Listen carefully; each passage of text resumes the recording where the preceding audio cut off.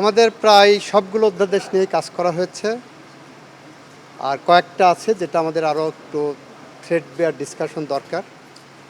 তো আমরা আগামী 29 তারিখে ওইটা ডিসকাশন করব। আশা করি 29 তারিখে আমাদের সবগুলো অধ্যাদেশের উপরে আমাদের পর্যালোচনা শেষ হবে এবং আমরা রিপোর্ট সাবমিট করব। একই সাথে এগুলোকে আইনে রূপান্তর করা বা না করার দিকে আমরা এগিয়ে যাব। মনে করেন 120টার উপরে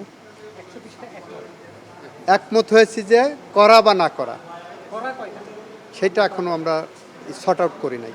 120টার মধ্যে অধিকাংশ তো আমরা বলছি যে একমত হয়ে গেছি, আর বাকি যেগুলো আমাদের আলোচনার প্রয়োজন আমরা মনে করছি আলোচনা করব। এগুলোর মধ্যে দ্বিমত হিসাবে নাই। এগুলোর মধ্যে যদি কোনোটা রাখতে হবে একমত হয়ে রাখছি, কোনোটা রাখতে হবে না সেটা একমত হয়ে করেছি। আমরা সাংবিধানিক বাধ্যবাধকতার দিকে দৃষ্টি রেখে এগিয়ে যাচ্ছি।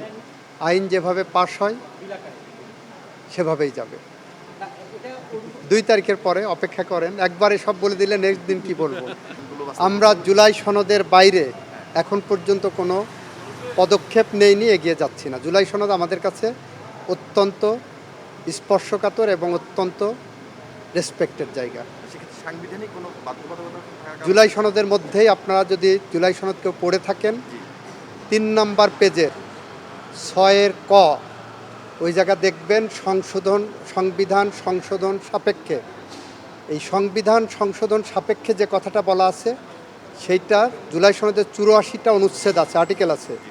1 থেকে 47 পর্যন্ত হলো সংবিধান সংশোধন সাপেক্ষে হওয়ার কথা, আর 48 থেকে বাকি 84 পর্যন্ত অধ্যাদেশ করে আইন করে বা অন্যভাবে করা সম্ভব হবে। জুলাই সনদের শর্তই হলো 1 থেকে 47 পর্যন্ত সংবিধান সংশোধন সাপেক্ষে। এই জায়গাটা আপনারা ভালো করে দেখেন, 3 নম্বর পেজের 6 ক। আমরা সংবিধান এবং জুলাই সনদকে প্রাধান্য দিচ্ছি। সংবিধান এবং জুলাই সনদকে বাইপাস করে কোনো কিছু করতে গেলে সেটা আমরা নেক্সট মিটিংয়ে আলোচনা করব।